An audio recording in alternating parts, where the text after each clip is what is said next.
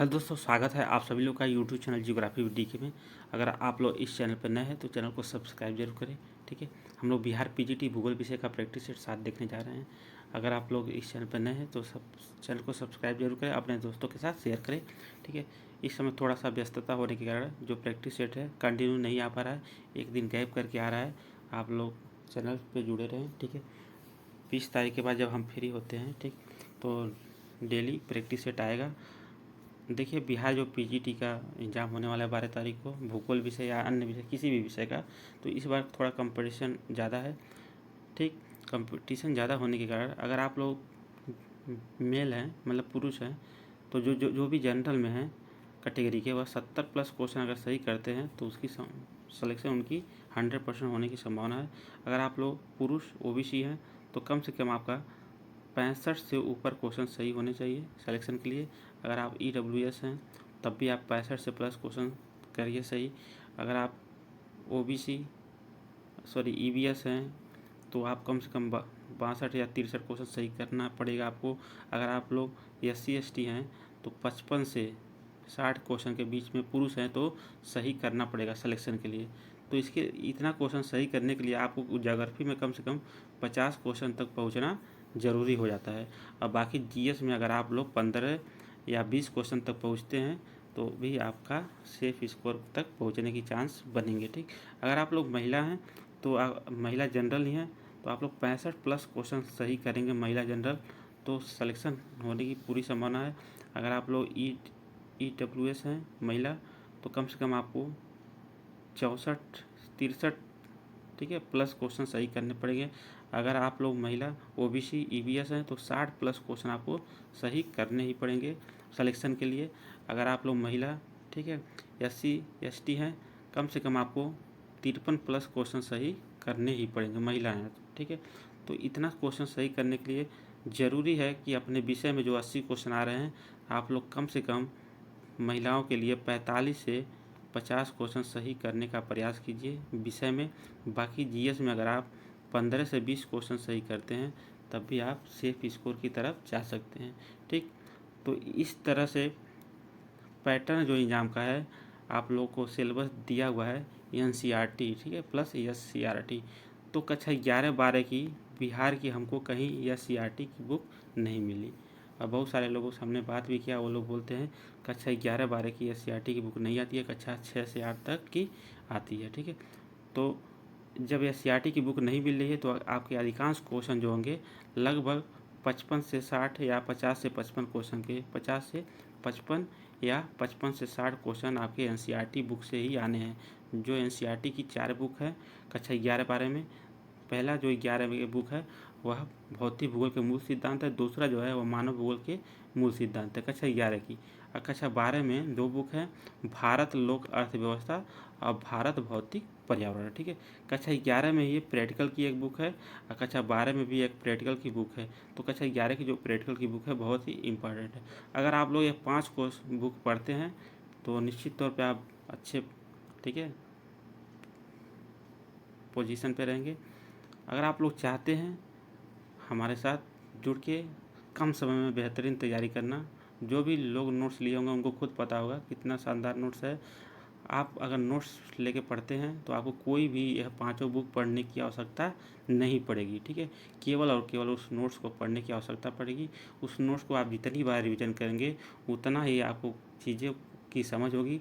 और TRE 2 में पूछे गए क्वेश्चन कम से कम उस नोट्स से 45 से 50 क्वेश्चन आपको देखने को हर हाल में मिलेंगे। ठीक, अगर आप लोग इच्छुक हैं नोट्स लेना तो आप लोग इस मोबाइल नंबर पर मैसेज करके बहुत ही कम दामों में अच्छी तैयारी करने के लिए नोट्स को प्राप्त कर सकते हैं। साथ ही साथ नोट्स के साथ प्रैक्टिस सेट फ्री दिया जाएगा।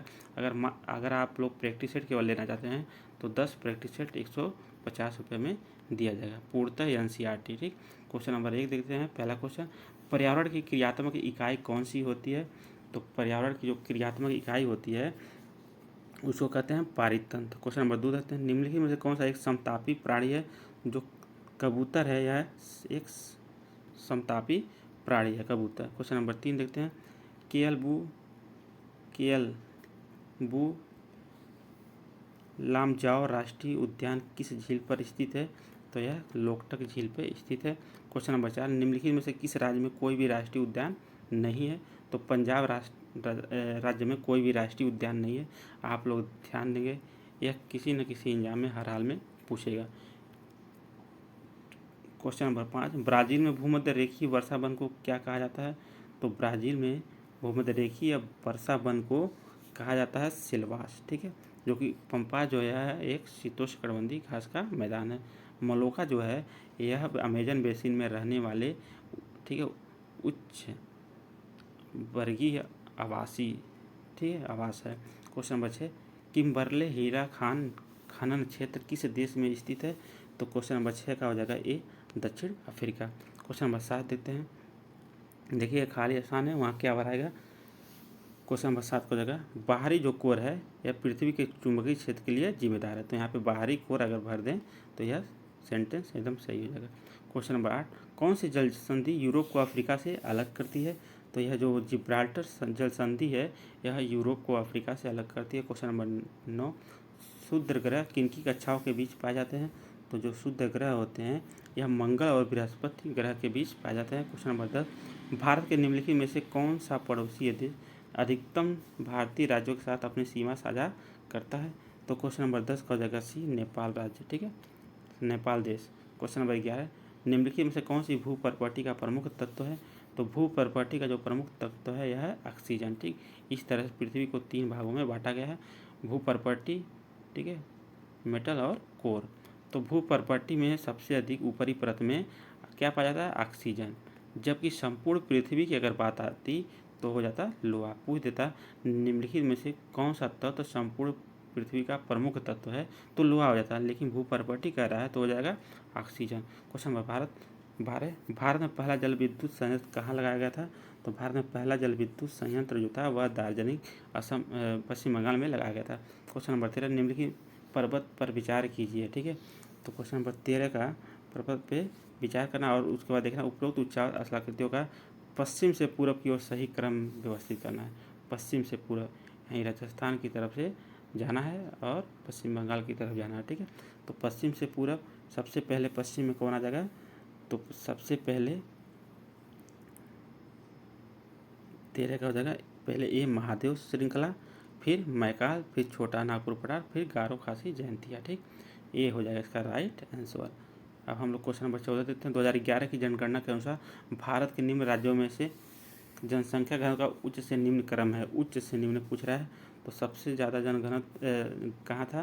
क्वेश्चन नंबर 14 का हो जाएगा सबसे ज़्यादा बिहार, उसके बाद पंजाब, फिर झारखंड, फिर उत्तराखंड।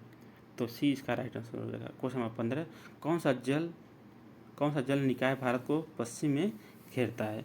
तो कौन सा जल निकाय भारत को पश्चिम में घेरता है? तो पश्चिम में जो जल निकाय है वह क्या है? अरब सागर है। जबकि पूरब में क्या है? बंगाल की खाड़ी है। दक्षिण में क्या है? हिंद महासागर है। इसका राइट आंसर हो जाएगा अरब सागर। क्वेश्चन नंबर 16, भारत के समस्त बोए गए क्षेत्र के कितने भाग पर खाद्यान्न फसलें उगाई जाती है? तो यह 2/3 भाग। 2/3 भाग का मतलब 66%, ठीक है। क्वेश्चन नंबर 17, निम्नलिखित में से कौन उत्तम अनाज है?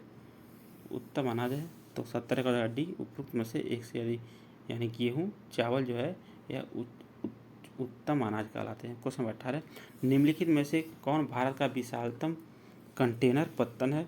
तो क्वेश्चन नंबर 18 का जगह बी, जवाहरलाल नेहरू पत्तन भारत का विशालतम कंटेनर पत्तन है। क्वेश्चन नंबर 19, निम्नलिखित में से कौन लौह खनिज नहीं है? ठीक है, लौह खनिज कौन नहीं है? 19 का हो जाएगा डी, उपरोक्त में से एक से अधिक, यानी तांबा और मैग्नीज। क्वेश्चन नंबर 19 का हो जाएगा डी, मैग्नीज और तांबा। यहाँ पे थोड़ा सा मिस्टेक है, कौन सा लौह खनिज नहीं है, ठीक है।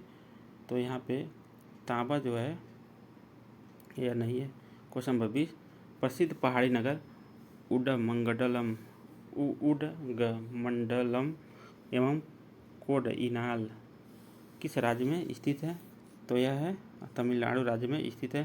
क्वेश्चन नंबर 21, अमेरिका का वास्तविक भू आकृति विज्ञानवेत्ता किसे माना जाता है? तो इसको गिलबर्ट को माना जाता है। बहुत ही इंपॉर्टेंट क्वेश्चन है, ठीक है, इसको आप लोग ज़रूर ध्यान दें। क्वेश्चन नंबर 22, अत्यधिक गहराई परत में जमने वाली मैग्मा को कहा जाता है। तो क्वेश्चन नंबर 22 का होगा सी, बैथोलिट। अत्यधिक गहराई में, ठीक है, जमने वाली मैग्मा है, जबकि सील जो होती है यह क्षैतिज परतदार चट्टानों के बीच क्षैतिज अवस्था में पाई जाती है। क्वेश्चन नंबर 23, संयुक्त राज्य अमेरिका के मिसिसिपी में लोएस के निक्षेप को कहते हैं। तो इसको एबोर्ड कहा जाता है, जबकि फ्रांस और स्पेन में लीमन बोला जाता है। क्वेश्चन नंबर 24, किस भारतीय राज्य में बांस ड्रिप सिंचाई प्रणाली एक बहुत पुरानी प्रथा है। तो 24 का जगह सी, मेघालय राज्य में। क्वेश्चन नंबर 25 देखते हैं, निम्न में से कौन सा उद्योग दूरभाषा कंप्यूटर आदि संयंत्र निर्मित करते हैं। तो 25 का जगह बी, इलेक्ट्रॉनिक उद्योग। क्वेश्चन नंबर 26, भारतीय सर्वेक्षण विभाग द्वारा तैयार भूपत्र किस प्रक्षेप पे बने होते हैं। तो यह अंतर्राष्ट्रीय प्रक्षेप पे बने होते हैं। क्वेश्चन नंबर 27, किस भूकंपीय तरंग ने वैज्ञानिकों को भूगर्भीय संरचना को समझने में मदद की। तो यह यस तरंग हो जाएगा, right answer B. Question number 28, निम्न में से कौन सा जल प्रदूषण का एक गैर बिंदु स्रोत है। तो क्वेश्चन नंबर 28 का हो जाएगा सी, कृषि क्षेत्र से अफवाह। क्वेश्चन नंबर 29, निम्नलिखित में से कौन संचयी वायुमंडलीय चरम घटना नहीं है।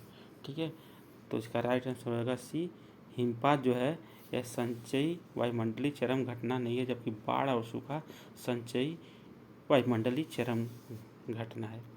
क्वेश्चन नंबर 30, नीचे दिए गए 4 जलवायु के समूहों में से कौन आर्द्र जलवायु को प्रदर्शित करता है।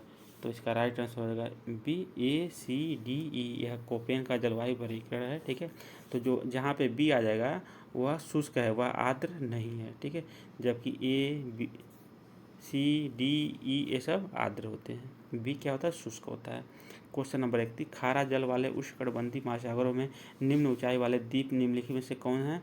तो क्वेश्चन नंबर 31 का जगह ए, प्रवाल द्वीप। क्वेश्चन नंबर 32, मानव विकास के किस उपागम का संबंध प्रोफेसर अमर्त्य सेन से है। तो यह क्षमता उपागम। 32 का जगह ए। क्वेश्चन नंबर 33 देते हैं, भारत में कोयला निक्षेपों का लगभग कितना प्रतिशत बिटुमिनस प्रकार का है। तो क्वेश्चन 33 का हो जाएगा बी, 80%। क्वेश्चन नंबर 34, भारत की औसत वार्षिक वर्षा है। तो यह है 125 सेंटीमीटर। क्वेश्चन नंबर हम लोग देते हैं 35, निम्नलिखित में से किस फसल की खेती भारत में सर्वाधिक क्षेत्रफल पर की जाती है। तो 35 का हो जाएगा ए, धान की खेती भारत में सबसे अधिक की जाती है। क्वेश्चन नंबर 36, विश्व के निम्नलिखित देशों में से किस समूह में गेहूं और चावल के HYV विकसित किए। ठीक है, तो क्वेश्चन नंबर 36 का हो जाएगा बी, मैक्सिको और फिलीपीन। मैक्सिको ने गेहूं का HYV बीज विकसित किया और चावल फिलीपींस ने किया था। क्वेश्चन नंबर 37, नदियों में प्रदूषकों का संकेंद्रण किस मौसम में बहुत अधिक होता है। तो क्वेश्चन नंबर 37 का बी, गर्मी के मौसम में। क्वेश्चन नंबर 38, स्थिर अवस्था संकल्पना का प्रतिपादन किसने किया था। तो यह हायल महोदय ने किया था। क्वेश्चन नंबर 39, भूप्रपट्टी में पदार्थ के द्रव्यमान के वितरण की जानकारी देता है। तो क्वेश्चन नंबर 39 का हो जाएगा सी, गुरुत्व विसंगत जो होता है वह भूप्रपट्टी में पदार्थ के द्रव्यमान के वितरण की जानकारी देता है। बहुत ही इंपॉर्टेंट क्वेश्चन है, आप लोग इसको जरूर ध्यान दें। ठीक है, क्वेश्चन नंबर 40, किस अक्षांश रेखा की वास्तविक लंबाई भूमध्य रेखा की आधी होती है। या 60 डिग्री अक्षांश रेखा की वास्तविक जो लंबाई होती है वो भूमध्य रेखा की आधी होती है। मान लेते हैं भूमध्य रेखा की लंबाई 100 किलोमीटर है, मान लेते हैं। ठीक है, तो 60 डिग्री जो अक्षांश रेखा होती है उसकी लंबाई 50 किलोमीटर ही होगी, उसकी आधी। ठीक, क्वेश्चन नंबर हम लोग देते हैं 41, यह भी क्वेश्चन बहुत ही इंपॉर्टेंट था। क्वेश्चन नंबर 41 देते हैं, ITDP निम्नलिखित में से किस संदर्भ में वर्णित है। तो यह समन्वित जनजाति विकास कार्यक्रम। ठीक है, क्वेश्चन नंबर 42, पृथ्वी का बाह्य क्रोड है तो किस अवस्था में है। तो बाह्य जो क्रोड है वह तरल अवस्था में है। आंतरिक जो क्रोड है, मान लीजिए कोर जो है पृथ्वी का आंतरिक भाग जो है इस तरह समझिए। ठीक, ऊपर होता है भूप्रपट्टी, ऊपरी भूप्रपट्टी निचली, फिर मेटल, ऊपरी मेटल निचली मेटल, कोर, ऊपरी कोर और निचली कोर। ठीक है, तो ऊपरी कोर जो है ये वाली कोर यह तरल अवस्था में, जबकि आंतरिक कोर जो है क्रोड उसी को बोलते हैं वह ठोस अवस्था में। क्वेश्चन नंबर हम लोग देते हैं 43, मेटल और क्रोड की सीमा पर चट्टानों का घनत्व लगभग कितना होता है? तो 43 का हो जाएगा राइट आंसर ए, 5 ग्राम प्रति घन सेंटीमीटर। क्वेश्चन नंबर 44, वेगनर के तर्क के अनुसार बड़े महाद्वीप पंजिया का विभाजन प्रारंभ हुआ? तो 44 होगा बी, आज से लगभग 20 करोड़ वर्ष पहले। क्वेश्चन नंबर 45, निम्नलिखित में से कौन सी प्रक्रिया तदस्थन प्रक्रिया है? तो अपक्षय जो है यह तदस्थन प्रक्रिया यानी अपने स्थान पे ही होता है। क्वेश्चन नंबर 46, ऊर्ध्वाधर पवन अधिक शक्तिशाली ना होने का कारण है? तो जो ऊर्ध्वाधर पवन अधिक शक्तिशाली ना होने का जो कारण है वह है गुरुत्वाकर्षण बल। ठीक है, यानी क्या होती है, पवन दो तरह से चलती है, एक क्षैतिज पवन चलती है और एक ऊर्ध्वाधर चलती है, ऊपर, ठीक है, और नीचे। मान लीजिए संवहन तरंगें जो चलती हैं वह ऊर्ध्वाधर पवन ही है, लेकिन गुरुत्वाकर्षण के कारण वह क्या होती है, कमज़ोर हो जाती हैं। और क्वेश्चन नंबर 47, जब आर्द्रता धरातल के ऊपर हवा में संघनन केंद्रकों पर संघनित न होकर ठोस वस्तु जैसे पत्थर, घास तथा पौधों की पत्तियों की ठंडी सतहों पर पानी की बूंदों के रूप में जमा होती है तो उसे कहते हैं ओश कहा जाता है। 47 का बी ओश कहा जाता है। ठीक है, जबकि अगर यह पानी की बूंदों के रूप में ना होके बर्फ़ के बूंदों में होगी तो उसे कहते हैं पाला। ठीक, अब हम लोग क्वेश्चन नंबर 48 देते हैं, चंद्रमा का आकर्षण शक्ति सूर्य की आकर्षण शक्ति से कितना अधिक है? तो 48 का हो जाएगा ए, 2 गुना अधिक है। बहुत ही इंपॉर्टेंट क्वेश्चन है, आप लोग इसको जरूर ध्यान दें। क्वेश्चन नंबर 49, जैव मंडल में शामिल हैं? तो जो जैव मंडल है उसमें पृथ्वी पर पाए जाने वाले सभी जीवित घटक उसमें शामिल होते हैं। क्वेश्चन नंबर 50, किस वायुमंडलीय परत में आयन होते हैं और वायरलेस संचार में मदद करते हैं? तो यह तापमंडल में होते हैं। क्वेश्चन नंबर 51, भारत में अक्टूबर नवंबर के दौरान सूर्य के दक्षिण की ओर स्पष्ट गति के साथ उत्तरी मैदानों पर कमज़ोर हो जाता है। ठीक है, तो क्वेश्चन नंबर 51 का हो जाएगा बी, मानसून गर्त, कमज़ोर हो जाता है। ठीक, क्वेश्चन नंबर 52, निम्नलिखित में से कौन सा जलमार्ग पूर्वी देशों के कच्चे माल को पश्चिमी देशों तक और औद्योगिक उत्पादों को पूर्वी देशों तक पहुंचाता है? तो क्वेश्चन नंबर 52 का हो जाएगा सी, भूमध्य सागर के मार्ग। ठीक है, क्वेश्चन नंबर 53, ट्रक कृषि तथा कारखाना कृषि के क्रमशः प्रमुख उत्पादकों की पहचान कीजिए। तो क्वेश्चन नंबर 53 का हो जाएगा सी, सब्जियां और कुक्कुट उत्पाद। क्वेश्चन नंबर हम लोग देते हैं अगला 54, भौगोलिक वातावरण के प्रभाव नामक पुस्तक किसकी है? तो यह शैम्पूल की है। क्वेश्चन नंबर 55, गडजात की पहाड़ियाँ स्थित हैं? तो जो गडजात की पहाड़ियाँ हैं वह गुजरात राज्य में, 55 का बी हो जाएगा, उड़ीसा राज्य में स्थित है। क्वेश्चन नंबर 56, निम्नलिखित में से कौन सा अम्ल वर्षा का एक कारण है? तो क्वेश्चन नंबर 56 का जगह सी, वायु प्रदूषण अम्ल वर्षा का कारण होता है। क्वेश्चन नंबर 57, माना जाता है कि पृथ्वी के उपग्रह चंद्रमा की उत्पत्ति एक बड़े टकराव से हुई, उसे क्या कहा जाता है? तो उसे कहते हैं बिग स्प्लैट कहा जाता है। क्वेश्चन नंबर 58, निम्नलिखित में से कौन सा नगर नदी तट पर स्थित नहीं है? यह बीपीएससी, ठीक है, TRE 2 में पूछा गया क्वेश्चन था। तो जो भोपाल है यह नदी तट पे स्थित नहीं है, पटना गंगा नदी पे और आगरा यमुना नदी पे स्थित है।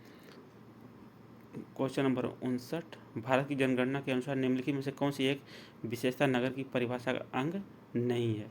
तो क्वेश्चन नंबर 59 का राइट आंसर हो जाएगा सी, 75% से अधिक जनसंख्या का प्राथमिक खंड में संलग्न या नहीं है परिभाषित। ठीक है, 75% से अधिक जनसंख्या गैर कृषि अगर कार्यों में लगी हो, ठीक है, तब वह सही हो जाता है। यह प्राथमिक खंड में बोला तो यह गलत हो जाएगा। क्वेश्चन नंबर 60, भारत में पिछले 40 वर्षों में वनों का अनुपात बढ़ने का निम्न में से कौन सा कारण है? तो यह है, तो 60 का हो जाएगा सी, वन बढ़ोतरी हेतु निर्धारित अनुसूचित क्षेत्र में वृद्धि। क्वेश्चन नंबर 61, भारत का मौसम मानचित्र बनाया गया है? जो भारत का मौसम मानचित्र है यह बोन प्रक्षेप पे बनाया गया है।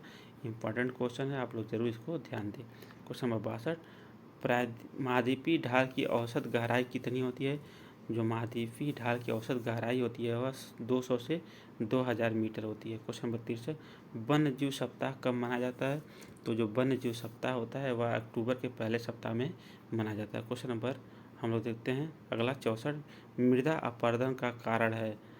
क्वेश्चन नंबर 64 का हो जाएगा डी, उपयुक्त में से एक से अधिक यानी वनों का विनाश, अतिचारण, स्थानांतरण, कृषि, ये तीनों जो है मृदा अपरदन का कारण है। क्वेश्चन नंबर 65, निम्नलिखित में से कौन सा एक प्लेट विवर्तनिक सिद्धांत का आधार नहीं है, पूछ रहा है। ठीक है, तो क्वेश्चन नंबर 65 का हो जाएगा बी, ध्रुवों का घूर्णन यह प्लेट विवर्तनिक सिद्धांत का आधार नहीं है, जबकि पूरा चुंबकत्व और सागर नीतल प्रसरण यह दोनों प्लेट विवर्तनिक सिद्धांत के आधार हैं, जबकि ध्रुवों का घूर्णन यह प्लेट विवर्तनिक का आधार नहीं है। क्वेश्चन नंबर 66, निम्नलिखित देशों में से किसकी तट रेखा सबसे लंबी है, तो क्वेश्चन नंबर 66 का हो जाएगा सी, कनाडा की तट रेखा सबसे लंबी है, जबकि ठीक है यह क्वेश्चन भी बीपीएससी में पूछा गया था TRE 2 में।